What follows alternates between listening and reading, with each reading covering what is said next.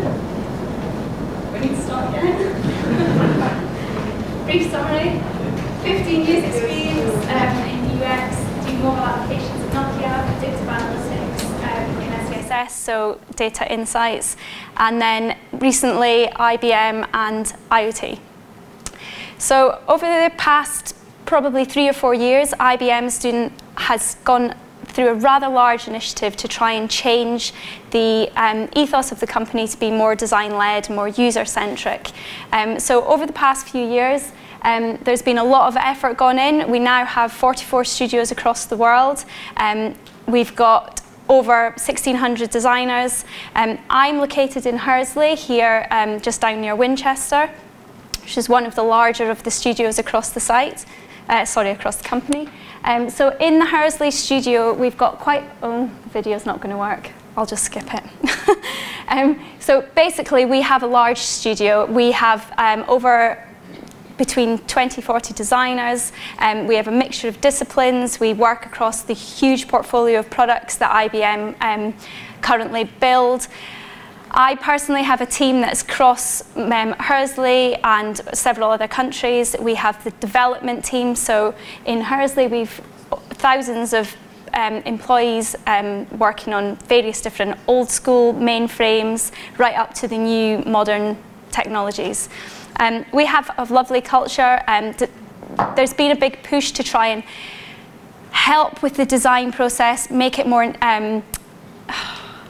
I want to say more natural to what is an older company that's maybe changed the mindset to become more user-driven, more experience-based. We have fun. This is me outside on the lawn. We want to, get that nice atmosphere for working in and get the creative juices flowing, so to speak, in us as designers. With respect to the Internet of Things, this is something that has been talked about for several years now. So I imagine if you ask a selection of people what is the Internet of Things, you would get a very, very wide variety of answers.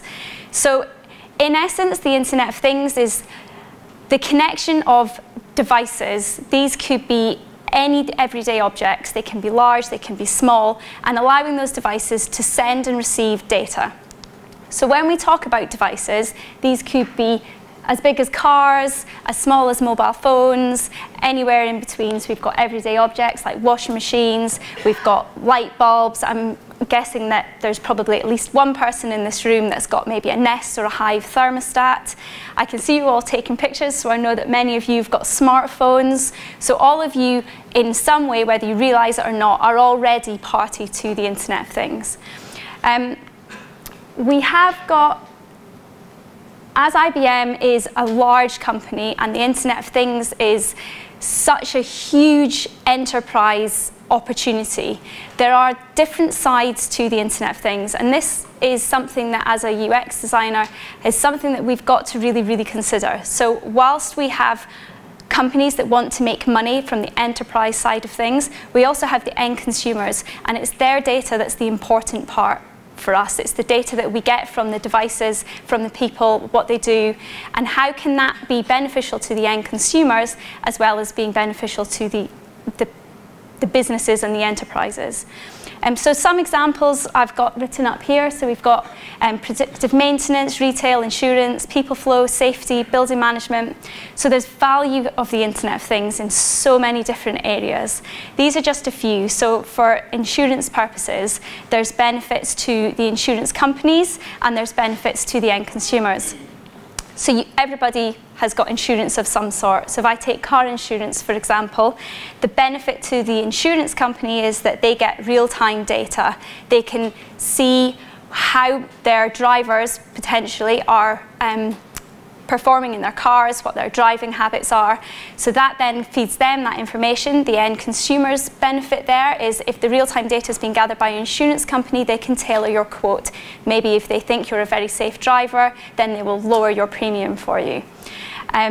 People flow is an interesting one. It's one that maybe you don't think about, although the previous speaker touched on this slightly with the train situation. So railway stations are an example of one of many places where people flow. We're British, we're used to queuing, but we all know how annoying it is. So if there's a way that we can get this reduced and we can monitor and predict how many people are going to be in a busy environment and be able to help ease the congestion somewhat. So imagine if you could walk up to a lift and it's already on its way down and it knows which floor that you want to go to, and you're not big queues at airports. I know myself, I travel a lot, I'm always stood at an airport waiting for a lift, and everybody piles over to the lift that suddenly appears, and then there's 2 more that have just appeared over there, and you're all squeezed in. So being able to monitor that flow and make sure that we can make life easier for people in their everyday tasks. Another one is safety. So this one's across a wide spectrum. So imagine there's sensors that you can embed into clothing, and for the safety of workers, so an example is on a building site, you can have sensors in your workers' clothes or your protective gear that maybe would have an accelerometer in it. So if someone's tracking the data and all of a sudden there's this big drop, then they can make sure that the employee is safe, because that could indicate that they've had a fall. Similarly for elderly relatives in healthcare. So many of us have got older relatives that maybe still want to be independent, live by themselves. Having safety bracelets that can monitor whether they've fallen, or maybe sensors in the doormat that they have to go and stand on once every day to make sure that they've got up, and it sends a signal to make sure that everybody knows that they're fine. So there's so many different things from the enterprise point of view. The consumer side, we've got the one that people talk about most often, I think, at least in my world, is smarter homes. So this is the ability to have so many different things in your home all connected up and sending you sending them commands, them sending you information. So we've got, thermostats, we've got radiator valves, you get internet connected doorbells now that have connected to a camera, so if you're at work and someone rings your doorbell, you get an alert, you can see who's at the door. Sometimes you might have the app set up so you can then talk to the delivery person, tell them to pop it next door. So there's a lot of opportunity there inside the home. For the lazy people, you can connect your lights up. So if instead of getting up and switching off the light, you can just press a button on your phone and it sends that command. Fitness.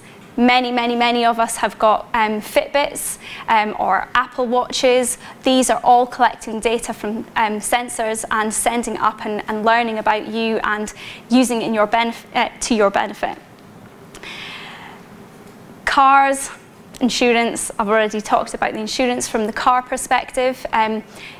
Being able to send real-time data from your car, that then helps be able to get manufacturers to predict when your car may go wrong, so that they can then tell you in advance, actually we need to get your car in for a service, we're seeing there's wear and tear or something is likely to go wrong. So having said all that, I've only just touched on basically the very end of the ecosystem. So the IoT ecosystem is huge, and as a user experience designer over the past few years, I've come to realize just how many people there are involved in this process. There are so many different people to consider. So we start off with, here I've got one of our, so this goes through just a list of our personas that we've identified, and this doesn't by any means cover everybody. So we have device manufacturers. So these are the people who are actually making the sensors that go into all these different objects. In there, we have the device engineers. So they're the ones who work with the hardware. And then we've got the development that goes on. So you've got the devices, you've got the chips, and then you've got the developers that need to actually work with the data that comes from that. So we have device developers who need to connect things up. We have application developers who want to build the applications that you or I might use, using that and reading and processing all that data. And then we've got the operations and the product management. So this is the people who can take that data and work out what can they do with it, how can they really make it valuable, how can they get the value out of it. So we have data scientists, we have analysts, we have operators who can check the security of things, as well as the operations managers who can check the progress of things and get that can get an overview of how things are working and get alerted when there's problems. This then follows through into the services. So you've got the service delivery people, you've got reliability engineers. These are people who can act upon the information that has come in from all this data and the operations from it. And then you've got your end users. So these are URI, the person who's got the mobile app on their phone, the person who's got the thermostat in their house, who's got their connected car. And then you've got your different DevOps platforms, infrastructures, the bigger picture. So all these people are people that we need to consider. And they are all part of this big, big, big ecosystem. So the way we talk about Internet of Things today is it's very much along the lines of, many people think of it as an internet of a specific type of thing. So the same thing, so all cars connected, or all washing machines connected, or all mobile phones connected. But the idea is, looking forward, the potential of the Internet of Things is massive. And it's really, what it's all about is the connected information and data gathered from all different types of things. So imagine everything's connected. So the chair you're sitting on is connected, the clothes you're wearing is connected, the doors are connected, the lights are connected. And how can all these things interact with each other?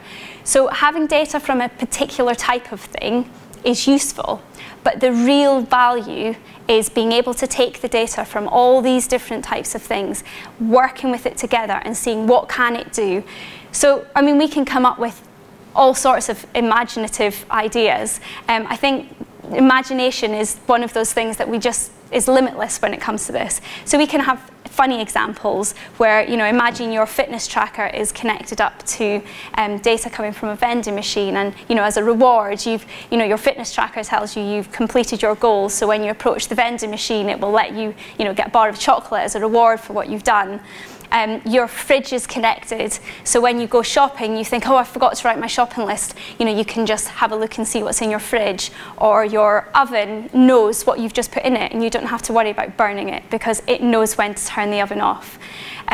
Your washing machine, you'll never shrink your clothes again because it can just detect, based on what you've put into the washing machine, what the cycle should be, how long it should go for, whether it can be tumbled or not. So all these things are taking pressure and decisions out of your hands because it's all decided for you based on the data that's coming through. So as I've said, really the value and the future of IoT is cognitive. It's all about the data. So there's a statistic saying by 2020 there'll be over 50 trillion gigabytes of data coming from over 25 to 100 billion devices. And that's just immense, it's huge. We can't, as individuals, that can't be manually processed and worked with. There's got to be a level of automation there. So when we look at the potential for Internet of Things, there's information that comes from a device, and then there's the data that comes from it, and then there's the analytics that are put on top of it, and then there's the applications that are built on top of that, and then there's the business value, and there's the end value to the users and the consumers. But none of this is possible if we don't have innovators and experimenters. And this was what our fundamental conclusion was when we first started looking at and continue to look at the growth of Internet of Things. In order to get started with all of this, before you can get to the huge bigger picture, you need to be able to get started. You need people to be able to innovate and experiment and come up with new ideas and see the value and understand what is actually possible. So when we did a lot of research into this, we basically came to the conclusion that there are key people at a lower level of the ecosystem that if they don't understand it, if we can't break the barriers for them to get started, then it makes it so much harder to get up and into the enterprise level of business value and well, just value, really. So I'm going to talk you through relatively quickly two areas, two case studies that I've worked with. So the first one is we did a partnership with ARM, and the outcome of this was an IoT Starter Kit. So the idea behind this was we did a lot of research, we spoke to many, many people, and we discovered that As IoT is emerging, there are a lot of people out there who have device engineers. So there's all these electronic products that already have the physical hardware boards. But what they don't have is them connected to the internet. And there's this big gap of knowledge and understanding of how can you make that leap. So our example here is we have a device developer, and we did some research into what device developers' current state and understanding is, and how do they feel, what would be daunting to them in the world of Internet of Things. So we have Dave, and Dave works for a washing machine manufacturer. He works with physical hardware every day, but he's never connected anything like that to the internet. He's connected his laptop to the internet, but he sits in a lab with his soldering iron, and he's not savvy with how to get these things connected up. And he's been asked to explore what's going on with this new world of Internet of Things. We need to get into this, and he does not know where to start. And that was the summary of device developers and that we came to understand. So we worked to understand what they're doing today and what their pain points are. And what we came out with was, in order to prove value, he wanted to be able to do something quickly and efficiently that actually showed value and showed that there was promise here and it was something that could happen. Doesn't have any knowledge about connecting up to the internet, but does have a lot of device knowledge, has little to no budget to do this. As we all know, nobody ever provides any money to do these proof of concepts, and he has no IoT infrastructure. So after doing a lot of interviewing with users, we discovered there were quite a few pain points. There were quite a few possible routes that we could go down. But at the end of the day, we came up with a simple problem statement, which was that the device developer wants to be able to connect a device, prove the connection quickly and without any assistance. So when we did this, we went through several iterations of trying to work out what that user experience would be. How can we remove the barriers? What were the main things that our user was going to struggle with? Right the way through this, we went back and tested our theories and worked with our people that we interviewed to make sure that what we were doing was actually right for them and it would solve their problem. Because one of the key things, as we all know, is there's no point in us producing something that doesn't actually solve the problem that was there in the first place. So what the end result of this was an out-of-the-box bit of hardware that was pre-programmed with the software that was required to connect up to our product. There was nice, quick, within a matter of minutes, you could plug it into with an Ethernet cable, you could get it connected up, and this is it's an embed, and you could twiddle the potentiometers, you could get visualization to actually see that your physical bit of hardware was connected to the internet and there was data coming through, you could send commands. And this was the end goal that we got to, and it wasn't quick, but it certainly did seem to meet the needs that we had discovered through all of our user research. Very quickly, I'm going to go because I know I've only got a minute left. We did a similar thing with, more recently, with realizing that actually there are a lot of users out there that don't have physical hardware, and there's a need to, for example, application developers just want to prove the value of all the data coming from these devices without physically having the devices. So we went through a similar process. We interviewed people, we discovered what the pain points were, and we came to the realization that actually what the problem here was that these application developers don't have these devices. They just want to quickly get prototype out, and they don't want to have to rely on someone to connect these devices up, get all this information. So the way we solved this one was, once we discovered what this issue was, I'm skipping really quickly because I know I'm short of time, was to have some sort of method to allow these users to simulate device data.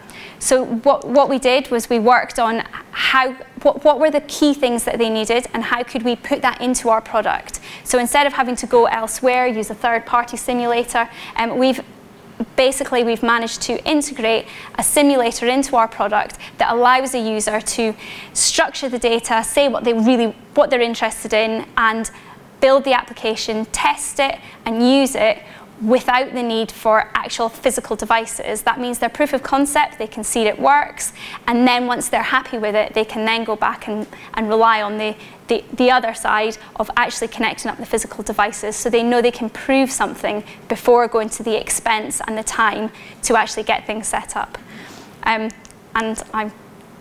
This was just showing the differences of the stages that we went through to get to the end product. Sorry if I ran over a little. That's me.